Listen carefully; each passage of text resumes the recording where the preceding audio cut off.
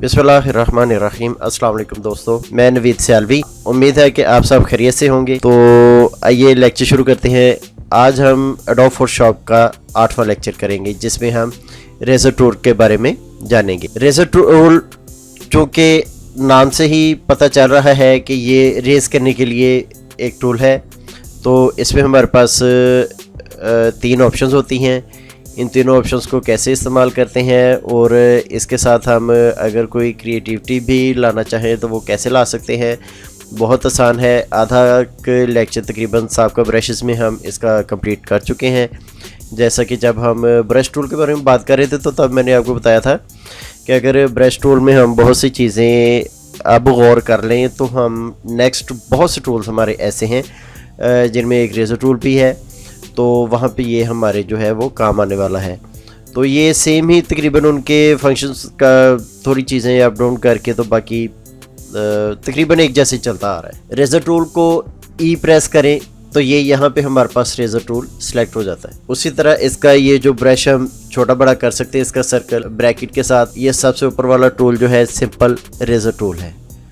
इसके साथ जैसे कि ये मैंने अब पहले मैं न्यू लेयर लेने के बाद मैंने ये ब्रश सेलेक्ट किया। ब्रश के साथ मैं यहाँ से इसका कलर चेंज करके रेड कर रहा हूँ। रेड करने के बाद ये मैंने कुछ उल्टा सा ड्रॉ कर ली।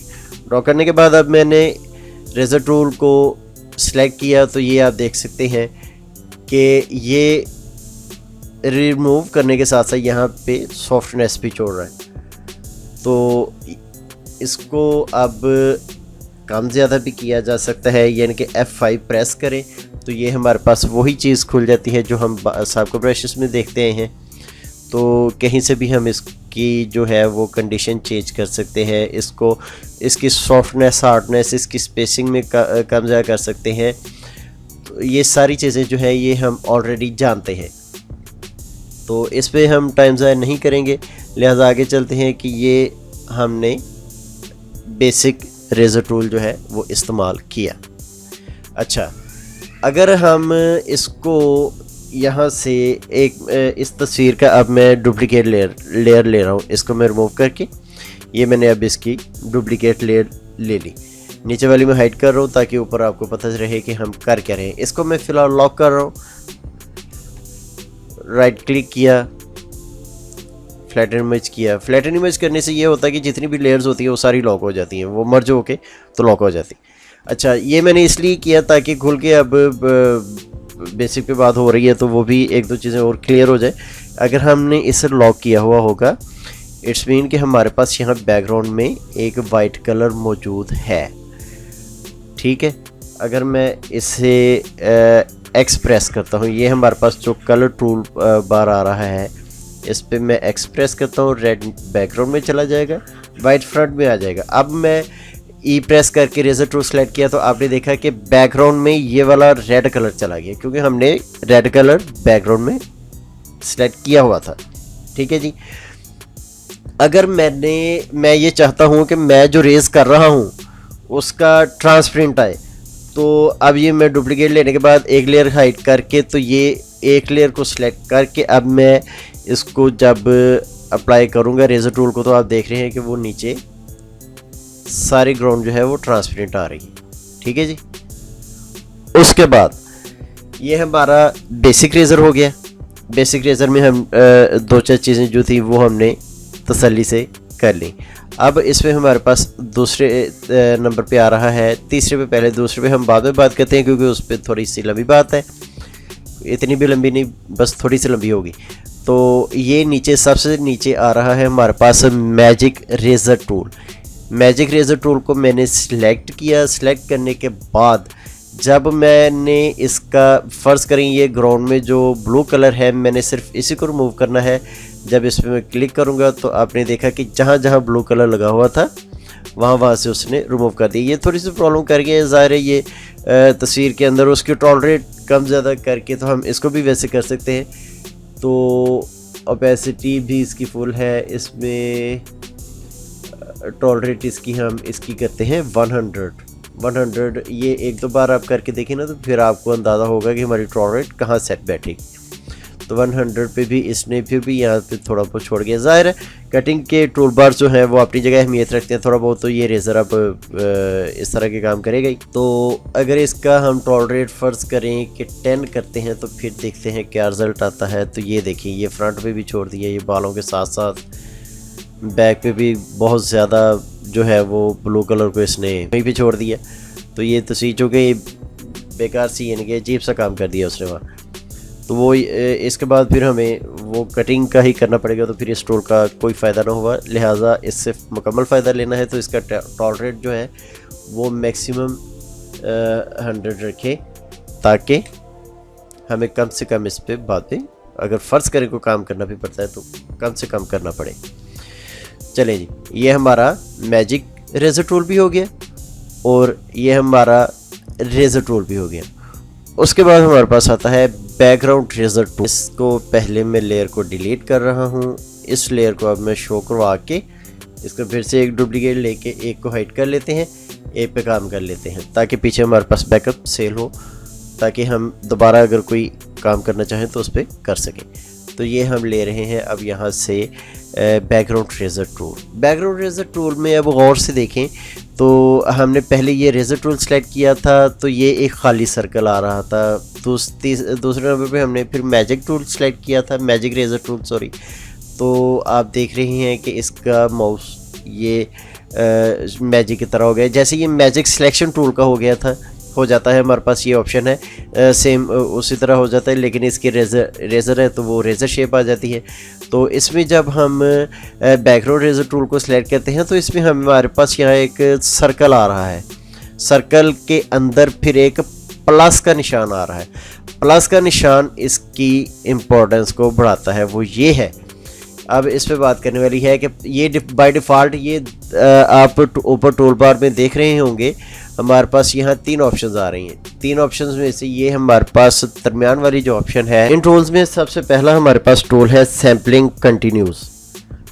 दूसरे नंबर पे हमारे पास टूल आता है सैम्पलिंग वंस।